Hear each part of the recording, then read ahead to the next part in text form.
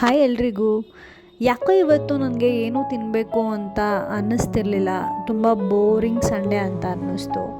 So ನಮ್ಮಮ್ಮ ಏನು ತಿಂತೀಯಾ ಅಂತ ಕೇಳ್ತಿದ್ರು. ನನಗೇನು ಬೇಡ ಅಂತ ಹೇಳಿದೆ. ಬಟ್ ನಮ್ಮಮ್ಮ ನೂಡಲ್ಸ್ ತಿಂತೀಯಾ ಅಂತ ಹೇಳಿದ್ರು.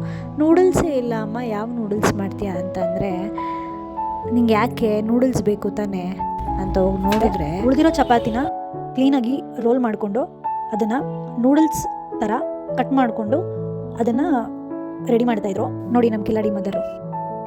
ಚಪಾತಿ ಹಿಟ್ಟನ್ನು ಆದಷ್ಟು ರೆಫ್ರಿಜಿರೇಟರಲ್ಲಿ ಇಡೋದನ್ನು ಸ್ಟಾಪ್ ಮಾಡಿ, ಯಾಕಂದರೆ ಬ್ಲೋಟಿಂಗ್ ಇಶ್ಯೂಸ್ ಆಗುತ್ತೆ. ಸುಮ್ಮನೆ ಫಂಗಸ್ ಎಲ್ಲ ಅದ್ರ ಮೇಲೆ ಫಾರ್ಮ್ ಆಗುತ್ತೆ. Try to avoid it. Fresh ಆಗಿ ಮಾಡಿಕೊಂಡು ತಿನ್ನೋದನ್ನು ಅಭ್ಯಾಸ ಮಾಡ್ಕೊಳ್ಳಿ. ಹಾಗಂತ ಚಪಾತಿ ಹಿಟ್ಟನ್ನು ವೇಸ್ಟ್ ಮಾಡಬೇಕು ಅಂತ ಏನಿಲ್ಲ.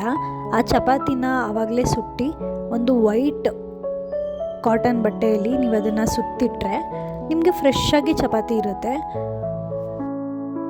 ಆವಾಗೇನು ವೇಸ್ಟ್ ಆಗಲ್ಲ. ಆದಷ್ಟು ಫ್ರೆಶ್ಶಾಗಿ ಮಾಡ್ಕೊಂಡು ತಿನ್ನಿ.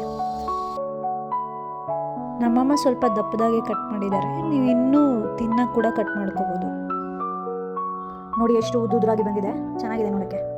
ಇಲ್ಲಿ ಉದ್ದಕ್ಕೆ ಈರುಳ್ಳಿ ಹೆಚ್ಚಿಟ್ಕೊಂಡಿದ್ದೀವಿ.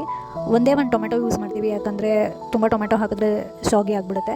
ಸೊ ಅದನ್ನು ನಿಮ್ಗೆ ಹೇಗೆ ಬೇಕೋ ಅದನ್ನು ಹೆಚ್ಕೋಬೋದು. ಆಮೇಲೆ ಚಿಲ್ಲಿನ ಇಲ್ಲಿ ರೌಂಡಾಗಿ ಕಟ್ ಮಾಡ್ಕೊತಾ ಇದ್ದಾರೆ ನಮ್ಮಮ್ಮ.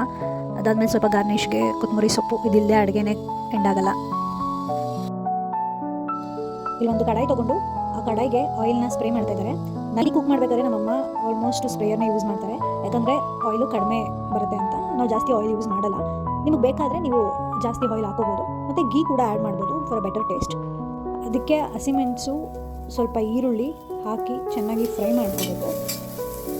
ಅದಾದಮೇಲೆ ಒಂದು ಟೊಮ್ಯಾಟೊ, ಅದನ್ನು ಚೆನ್ನಾಗಿ ಫ್ರೈ ಮಾಡ್ಕೋಬೇಕು. ಫ್ರೈ ಮಾಡ್ಕೊಂಡಾದ್ಮೇಲೆ 1 ಟೇಬಲ್ ಸ್ಪೂನ್ ಆಫ್ ಶುಂಠಿ ಬೆಳ್ಳುಳ್ಳಿ ಪೇಸ್ಟ್ ಹಾಕಬೇಕು. ಅದನ್ನು ಒಂದು ಸಲ ಸ್ಮೆಲ್ಲೋಗಿ ಹಾಕೊಳ್ಳಿ. ಅದಾದಮೇಲೆ ಟರ್ಮರಿಕ್ಕನ್ನು ಸ್ವಲ್ಪ ಹಾಕೊಳ್ಳಿ.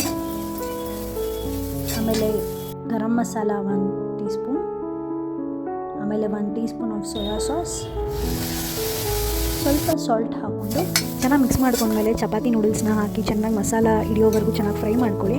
ಸ್ವಲ್ಪ ಡ್ರೈ ಅನಿಸಿದ್ರೆ ನೀವು ಆಯಿಲ್ ಜಾಸ್ತಿ ಹಾಕೋಬೋದು. ಕೊನೆಗೆ ಕೊತ್ತಂಬರಿ ಸೊಪ್ಪಿಂದ ಅದನ್ನು ಇನ್ನೂ ಕಲರ್ಫುಲ್ಲಾಗಿ ಮಾಡಿ ಸಖತ್ತಾಗಿ ಹಾಟಾಗಿ ಸರ್ವ್ ಮಾಡ್ಕೊಂಡು ತಿಂತಾಯಿದ್ರೆ ಇದ್ರ ಮುಂದೆ ಯಾವ ನೂಡಲ್ಸು ಇಲ್ಲ ಅಂತಲೂ ಹೇಳ್ಬೋದು.